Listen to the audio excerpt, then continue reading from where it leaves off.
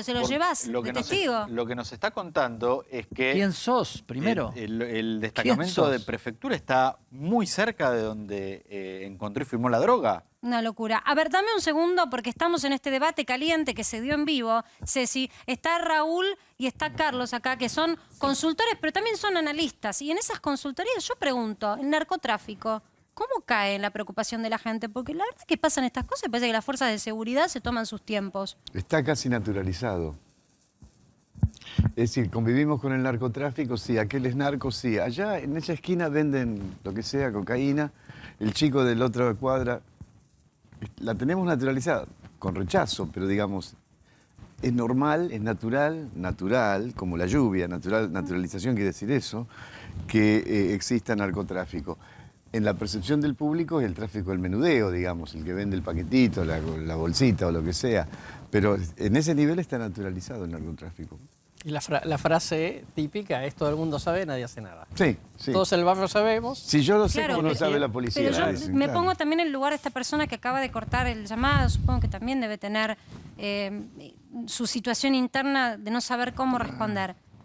Desalentás a la ciudadanía a denunciar, que es el deber ciudadano, porque si no te toman la denuncia oportuna, Bueno, es que es o lo no hay primero una que hizo. respuesta pronta... No, es lo Además, primero le que hizo acaban esta de escribir persona. al colega acá diciéndole, por favor, dígale que se presente porque no lo podemos localizar. Y Cecilia, creo que es Cecilia, Sí. dijo, si lo encontramos nosotros, ¿cómo no lo va a encontrar prefectura? Pero Eso Raúl, no es solo entonces eso es lo que digo, que a mí me naturalizar ponen la la dualidad. droga, es naturalizar la ineficiencia de las fuerzas de seguridad que tienen que responder rápido, porque la acción de una fuerza de seguridad es en la inmediatez. sí, Y además, Después viene la justicia.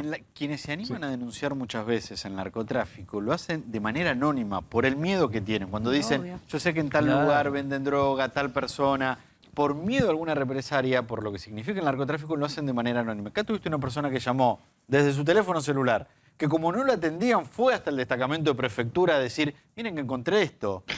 Y sin embargo así, la droga no apareció, Siguió prefectura y flotando. la justicia no Siguió sabe flotando, Raúl. quién es esta persona. Ahí Cecilia nos dice que sí con la cabeza. La ¿Esto droga, siguió? la droga ¿Siguió? flotadora, Ceci. Sí, eso los interrumpo un segundo. Además de destacar que esta persona estuvo a disposición de la justicia, nosotros hicimos un trabajo de 3 horas y los encontramos. Si bien vivimos en la zona donde vive también esta persona que encontró los paquetes flotando en el río, hicimos un trabajo de 3 horas y lo encontramos muy fácilmente. Creo que encontrar a una persona, a un ciudadano que además se puso a disposición con previos llamados, hubiese sido mucho más fácil de lo que nos resultó a nosotros encontrarlo. Pero prefectura ni siquiera tenía que salir a buscarlo, lo tenía enfrente. O sea, hace 12 horas llamó. lo tuvo enfrente.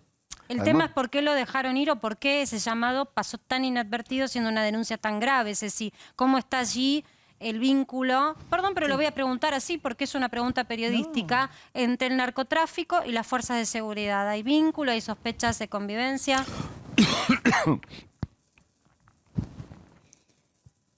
Nosotros la única información que tenemos sobre este caso específico es que después de 24 horas, Prefectura Naval informó que eran 97 panes de marihuanas. Es lo único que informó. Tampoco dio información, Marcela, sobre este paquete que dice esta persona haber visto, este paquete blanco que deducimos que es cocaína por las características que nos dio esta persona. No dieron información de ese paquete blanco, solo de los paquetes de marihuana. Y la relación entre prefectura y el narcotráfico, se supone que prefectura cuida a todos los ciudadanos y cuida que estas situaciones no sucedan ni por tierra ni por agua. No se puede naturalizar lo No, increíble, esto es increíble. Porque, Increíble. buenas tardes, señor. Vi un montón de paquetes de droga flotando en el río. Ah, bueno, dentro de un rato vamos. Quédese Chao. tranquilo. Vaya. Pero además. además, prefectura, ¿no tiene un registro de llamada entrante? Sí, ¿Lo podés tiene que tenerlo. Lo pedís a la empresa, le decís, Claro, mira, soy ya- prefectura, dámelo las últimas 2 horas. Martín, a ver, no, Bueno, no puede escaparse acá la negligencia de la persona de prefectura que estaba a cargo en está ese bien, pero, momento. digamos, lo hablamos la semana pasada y me parece que siempre está bueno repetirlo porque además el jueves va a haber un congreso en Rosario que hoy está muy identificado con el narcotráfico de las máximas autoridades del Poder Judicial en la Argentina. Pero lo decíamos la semana pasada, en Argentina hay intendentes condenados por complicidad con el narcotráfico, jueces condenados por complicidad, jefes de drogas de distintos lugares del país condenados por el narcotráfico. Bueno, no es muy difícil, ¿no? Directivos de penales. Sí. Comentabas vos la otra vez, 13 o 15 casos. Hay un informe donde se detectó en 15 casos comprobados que jefes de organizaciones de narcotráfico desde la cárcel seguían manejando las organizaciones. Comprobado, ¿eh? No, que bueno, se sospecha tal vez, comprobado, Ahora, por lo menos 15. haceme un punto acá, Martín. Raúl, vos decís claro. Claro. Pero la dificultad del caso es si la sociedad empieza a naturalizar, Sí. porque Ceci como periodista, que es ciudadana, también se envalentonó en esta investigación, pero no todos tienen tanto No lo compromiso. naturalizó. Claro, No, porque la gente está dice, bien. ¿para qué voy a denunciar si todo queda en la nada? Pero mira, el poder de corrupción que tiene el narcotráfico en el mundo es tremendo y Argentina no es una excepción a eso. Pablo Escobar ofreció pagar la deuda externa de Colombia. No se la aceptaron porque hubo una cosa política, porque lo descubrieron, la oposición se enteró antes, entonces lo denunciaron y el presidente dijo, no, pero ya estaba arreglado. La deuda externa de Colombia, ¿cómo no vas a comprar un jefe policial, un juez? Y la ¿Cuánto enumeración cuesta que hizo Martín de todas las ramas del Estado involucradas en el Todos. narcotráfico, cualquier Sí, país de América todos. Latina. Y esa es la apoyás realidad. campañas y además apoyás campañas Ni políticas. hablar. Claro. Y ese es el final de la República como tal, porque ahí no tenemos control de nada. ¿eh? Yo lo que estoy diciendo es que el narcotráfico en Argentina Marcela, ¿te agrego un requiere dato? medidas totalmente excepcionales. A ver, que ahí Totalmente. pide Cecilia agregar Sí, un dato, Ceci. dale. Les cuento, mira, ayer los domingos es muy habitual que familias de Resistencia, Chaco y de Corrientes se dirijan a Paso de la Patria, tanto por lancha como por tierra. Esto es muy habitual. Ayer yo fui a Paso de la Patria y al volver de Paso de la Patria, que se encuentra a 30 kilómetros de Corrientes capital, había un operativo de gendarmería en la subida al puente y en la bajada al puente Chaco Corrientes.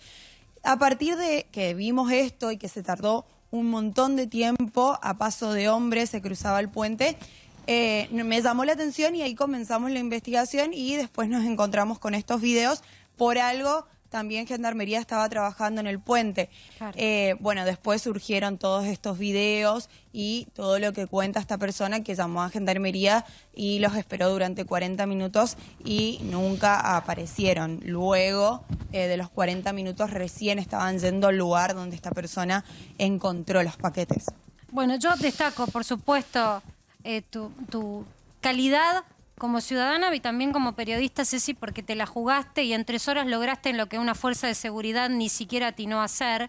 Y te agradecemos por este testimonio porque lo pudimos poner en pantalla y evidenciar gracias a tu trabajo y eso es algo que hay que destacar. Ahora, si una periodista trabajando de manera individual en 3 horas logró dar con un testimonio que es una pieza clave para una denuncia de un posible caso de narcotráfico en un lugar que explota de gente un día domingo, evidentemente la sociedad tiene que repensar cómo va a hacer para cuando vote también pensar en el tema de seguridad, porque el narcotráfico está avanzando, lo decía Raúl, lo decía Carlos, como analistas también, se está naturalizando que la droga está en nuestra sociedad y esto no puede ser naturalizado. Ahora, Permíteme que si no haga- se toma la denuncia de un ciudadano que con valentía, a sabiendas de lo que significa denunciar tal vez a un narcotraficante, No saben ni cómo se llama ni el teléfono. no le toman ni el nombre ni el teléfono, realmente estamos en una Por situación eso, muy endeble. en esta déjame zona. que le haga, tenemos que ir a una pausa, déjame que le haga la última pregunta a Cecilia.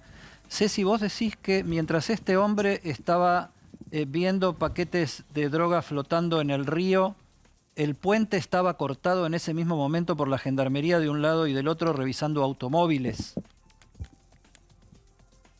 Mira, Gendarmería por lo general siempre está después del peaje que se encuentra del lado chaqueño. Gendarmería siempre está haciendo esos controles, pero ayer esto sucedió, este video, esta persona, y en el momento que encontró estos paquetes fue alrededor de las 10:30 de la mañana. Yo crucé el puente Chaco Corrientes alrededor de las 6 o 7 de la tarde y había un operativo de Gendarmería, ya te digo, subiendo el puente y en la bajada del puente estaba Gendarmería controlando más de lo habitual. Recordemos que, como dijo esta persona, tardaron 40 minutos en llegar.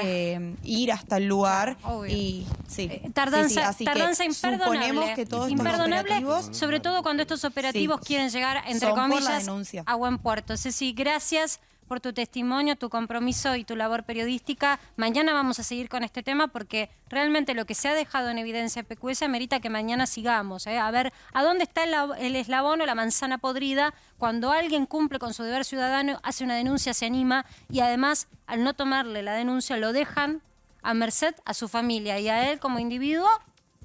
Es un pueblo, de que algo le pueda pasar. Entonces lo hacemos público también para que se cuide a la ciudadanía que denuncia. Tenemos que ir a una brevísima pausa y ya volvemos, Edi.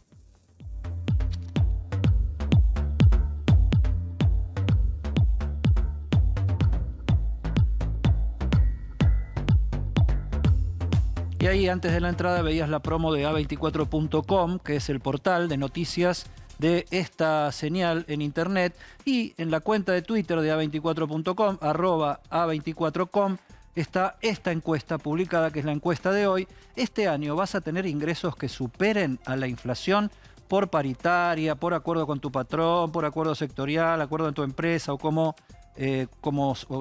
quien te contrata. Sí, como viene la mano, etcétera, ya como viene está la mano, una parte como es. negociada, te diría casi todo el sector privado. La respuesta es por sí o por no. Siempre le toca a Carlos Fara, al invitado, votar la encuesta. Y sí, Carlos. ¿Vas a tener ingresos este año por encima de la inflación, sí No. o no? No, a ver, no. vota Dice que no, Carlos. nuestro consultor. Votamos que no. Estás en el 93%, digo, por si a Estás alguien en le el cabe duda que es un 93%. tema álgido. El 93% de quienes votaron en esta pequeña muestra humilde que hacemos en redes sociales dice que no va a tener ingresos que superen la inflación. Por lo ya negociado por su paritaria, por lo ya acordado con su empleador, porque si sos del sector informal también podés actualizar si sos autónomo tus honorarios, pero nadie lo pudo hacer en rigor, porque la verdad 9 de cada 10 dijo que no, a la par de la inflación. Está. Con una Ahora, inflación en alza, ¿eh? Una inflación en alza, vamos a tener el número esta semana. Se dice que no va a estar tanto como el mes pasado, pero tampoco tan lejos. Ahora, consignemos en este punto que la estadística surge de los gremios, porque Claro. lo individual, lo del informal y todo eso es difícil de saber a quién se le aumenta y a quién no se le aumenta el ingreso y cuánto. En los gremios sí. La mayoría de los gremios que tuvieron paritaria la tuvieron alrededor del 50 para abajo. ¿verdad? De los ya cerrados, pero teniendo presente... Los últimos están alrededor del 60 revisiones, con cláusula para arriba. Y ojo que las revisiones antes caían sobre el último mes del año y ahora hay algunas paritarias que se están cerrando semestrales en rigor. Porque a los 6 meses empieza la revisión. Eso es algo también novedoso. Le quiero preguntar a Raúl, Carlos votó, Raúl, te quiero preguntar, ¿cuánto pesa la expectativa del salario y del bolsillo a la hora de pensar en un voto? Es definitiva. Es muy importante, exceptuando los sectores del electorado ideológicamente comprometidos, digamos, los que no pueden no votar a su sector, pase lo que pase. Pero eso, a ver, si yo tomo el núcleo duro de Cristina, una pregunta en esto, ¿a quién seguramente votaría? Cristina Kirchner tiene 17 puntos, Javier Milei tiene 15. ¿No? Ahora, esos están ideológicamente comprometidos. Después, cuando los pones en escenarios más amplios, hay un sector que es más que eso, que la hace que, por ejemplo, A Cristina ver, sin diga 20 y pico. mencionar a Cristina, con la pregunta abierta de a quién votarías sí o sí seguro, Cristina está 17 y Milei 15. Sí. O sea, como personaje de mención espontánea, Espontánea, sí. está ahí nomás Cristina de Milei. Con un dato más, y es que tenés también un 12% que te dice no sé. Es decir, es mucho. Ahora, cuando claro. empezás a preguntar ya por nombre, ya cuando revelás Sí. los nombres. Escenario de primera vuelta. Sí. Bueno, creo que lo comenté. Escenario de primera vuelta. Primero Rodríguez Larreta, segundo Milei, tercero Alberto. Rodríguez Larreta con 24. Con 24. Milei con 18 y se va...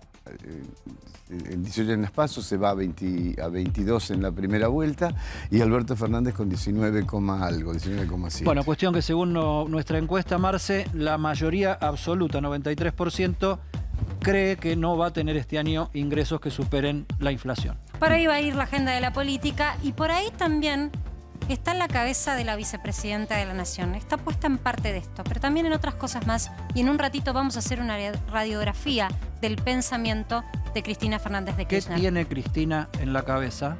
Ya volvemos.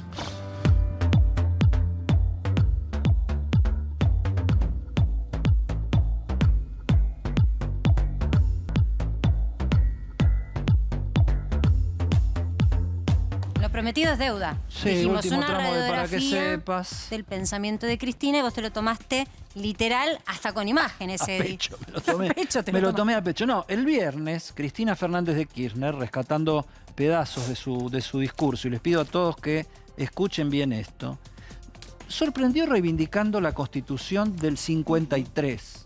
O sea, reivindicando a Juan Bautista Alberdi, lo mencionó incluso.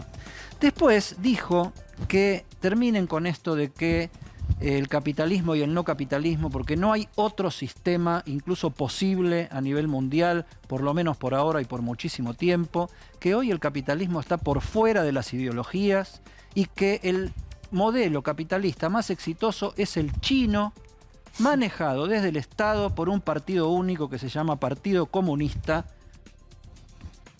cuya figura central en la historia es Mao Zedong, que está acá en el medio.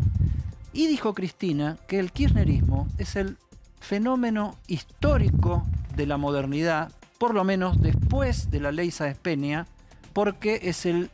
A mí me gusta hablar de 3 mandatos, dijo Cristina, porque fue el de él y los 2 míos, son 3 mandatos, y aparte habría que sumarle al de él un poquito más, que fue el final de la Rúa, unos meses finales, que no había terminado de completar Duhalde. Entonces, Kirchner, línea histórica, Alberdi, Mao, Kirchner, la línea histórica tradicional del peronismo era, según los revisionistas históricos peronistas, San Martín, Rosas, Perón. Alberdi, enemigo de Rosas, aunque pocos saben que al final de los días de Juan Manuel de Rosas, Alberdi se ofreció como abogado cuando a Rosas le querían incautar todos sus bienes en Buenos Aires, él exiliado ya en Inglaterra. Les pregunto a nuestros expertos que nos visitan, ¿qué sentido tienen estas especulaciones o apreciaciones históricas de Cristina Fernández de Kirchner en un discurso dado en una universidad, un discurso de pretensiones académicas, pero donde está hablando de liberalismo, Alberdi, de capitalismo, aunque a través de Mao Zedong, y de la autorreferencialidad histórica del kirchnerismo, ¿no? ¿Cómo lo ven ustedes? A ver, primero, que quizá en vez de poner a Mao Zedong debería haber puesto, digamos, a Deng Xiaoping, digamos, ¿no? Que es el padre del capitalismo. El refundador. Sí. Es el padre del capitalismo Eso es chino. cierto. Pero más allá de ese detalle, digo, yo primero, creo que esto lo que te muestra es Cristina aborreciendo a la figura de Perón históricamente, ¿no? Claramente. Una línea... Cristina no peronista. No de Perón, vamos a decir así, digamos, más de Evita, claramente. Una línea no militar, digamos, ¿no? Porque en el fondo, digamos, Perón ve en esa continuidad, digamos, toda gente de uniforme, básicamente. Con esta cosa en donde podría ser liberal, pero podría ser totalmente, digamos, corrido a la izquierda, en el caso del comunismo chino, pero nada que tenga que ver, digamos, con esa digamos, posición, tercera posición, con esa, digamos, camino, digamos, alternativo entre capitalismo y comunismo, ¿no? Digamos, ella, digamos, siempre quiso, de alguna manera, desde que, por lo menos desde la muerte de Néstor, reescribir, digamos, la historia del lo que a ella no le gustaría que se llame peronismo, digamos, porque ya lo lleva, digamos, el nombre del propio Juan Domingo Perón. Me parece que le gustaría llamarlo claramente de otra manera. Y desde ese punto de vista, digamos, ella, digamos, no te olvides que hay un libro, digamos, un colega, Walter Curia, que se llama El último peronista, ¿no? Y el título se lo puso el propio Néstor, que cuando le presentaron el libro le dijo a Walter Curia, dice, pero acordate que yo soy el último peronista.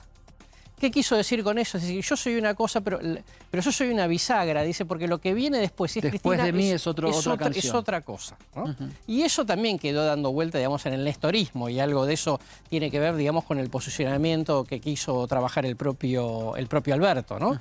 Es una reescritura de la interpretación de la historia de un movimiento nacional, popular y democrático, como ella lo llama, que no tiene nada que ver, o preferiría ella que no tenga nada que ver con Juan Domingo Ahora, Perón. ustedes y vos, Raúl, particularmente, que circulan por el ámbito académico universitario, vos has tenido varias experiencias por ahí, ¿construye algún sentido esta reconfiguración del relato histórico? A ver, no a nivel de la población general. El grado de instalación que tiene San Martín Rosas Perón viene desde la primaria, desde toda la vida. O sea que no en ese, pero sí al interior del kirchnerismo duro, de la cámpora, de su tropa. en realidad la impresión que tengo es que ella está tratando de decir, el peronismo es una cosa, yo estoy fundando Una nueva corriente. una nueva concepción, Claro. peor que es, una nueva concepción de la política. Claro. Con que un Estado absolutamente que interviene en absolutamente todo, como es el Estado chino, ¿no? Y con un presidente breve que tuvo, yo no creo que fue Pero Y sin aquel, pelearse el con del el capitalismo, principio aparte. es el paladín de la democracia en la teoría de la Fundación Sí. Democrática Claro. de la Argentina, ¿no? El Ahora- redactor de la Constitución de Sí, nuestro país. Ahora, no se llevarían bien entre ellos dos, ¿eh? ¿Cómo ves una discusión entre Mao y... ¿eh? No- A un Alberto, el viernes, Cristina dijo, podía haber elegido, si esto fuera una disputa de poder, podría haber elegido al líder del Frente Renovador, que ganó elección, que no ganó elecciones, Sí. etcétera. Podría haber elegido a un dirigente sindical que tiene Claro. poder entre los trabajadores, o un líder territorial que elegí al que no tenía nada de eso. No quedó Una claro. bandera, básicamente. No, No, sé si le hizo un favor o claro, no cuando esa dijo eso. era mi pregunta, se la hice a Rosendo Fraga el viernes y él dijo, ojo, que lo que dijo es que Alberto no es peronista. Sí, Claro. yo lo leo distinto, con respecto a Rosendo, que le tengo muchísimo aprecio. Pero no digo distinto, no contradictorio. En realidad, lo que está haciendo Cristina ahí es esconder la verdadera razón por la cual eligió a Alberto Fernández. Porque de los otros que acabas de mencionar, o que mencionó ella, todos tienen poder territorial. El que no tenía poder territorial era Alberto, lo sigue sin tener. Entonces, en su concepción era mucho más fácil de manejar porque no tiene recurso propio territorial, no tiene tropa. Y aparte, por eso lo es eligió. interesante, Eddie, porque en este momento en donde todo mensaje es muy elocuente, este revisionismo histórico es justamente para justificar y argumentar su elección de Alberto, porque no es que fue para atrás porque se puso nostálgica, sino que le está hablando a la tropa propia para argumentarle por qué ella eligió a Alberto, porque hay muchos del núcleo duro kirchnerista que estuvieron enojados con Cristina por haber Sí, bendecido a te Alberto. te equivocaste, le están diciendo. No se lo dicen así porque eso creo que nadie se lo puede decir tan fuertemente a la señora, pero se lo están diciendo. Ahora, yo creo que está realmente tratando de fundar, es decir, la política empieza conmigo, la nueva política empieza conmigo y con este movimiento que llamamos kirchnerismo. Eso lo está fundando y además... Ahora, también, perdón, ¿no? Hay otra cosa que también queda muy clara en ese discurso, que es claramente deja al gobierno de Alberto por fuera. Absolutamente. Diciendo, esto es otra cosa, Es no otra tiene nada cosa. que ver con la experiencia que hicimos Néstor y yo. Sí. Sí, acá hay obviamente, digamos, el sentido de cualquier cosa con tal de sacarlo, digamos, a Macri, ¿no? Digamos, es el todo modo, ¿no? Para lograr un objetivo. Pero la otra cuestión, digamos, tiene que ver con una astucia de la fórmula política, ¿no? Porque vos, para buscar un denominador común que junte a todo el frente de todos, no podías poner uno que sea competitivo. O sea, eso tiene un sentido en sí mismo, además de que le baja el precio al Alberto, digamos, ¿no? Es decir, me parece que hay un doble filo. Digamos, hay una buena observación política, al mismo tiempo, digamos, que le baja el precio, ¿no? Perdón, voy a contar un datito nada más. Es un poco esto, la bandera es contra, el contra de... sí. Está dándose en Brasil. Tuve la posibilidad este fin de semana de acudir al acto de lanzamiento de Lula da Silva y él reunió, más allá del PT, se puso por encima de ello, reunió a todo partido político, o buscó y está buscando, de centro izquierda. Y la consigna es: la democracia está en riesgo si Bolsonaro sigue un mandato más. Entonces, mi pregunta muy concreta y sintética, porque ya tenemos que entregar: ¿es posible que se replique esto en Argentina? Es posible y de alguna forma Néstor intentó hacerlo. Hay una cosa que la venimos desarrollando con Dick Morris y con Luis Rosales, que se llama la teoría del mandato. Y es que, lo digo rápido, por debajo de las demandas puntuales de inflación, economía, trabajos, inseguridad, siempre hay un mandato que es casi subterráneo, que lo comparte la mayor parte de la sociedad. Y yo creo que ella de alguna forma está percibiendo eso y entonces... En caso de Lula, por ejemplo, ¿cuál es el mandato que está por debajo de la sociedad? Parémoslo, saquémoslo a Bolsonaro. a Bolsonaro. Raúl Clarísimo, Aragón, Raúl. Carlos Fara, muchísimas gracias por la participación acá, muy esclarecedora en todos los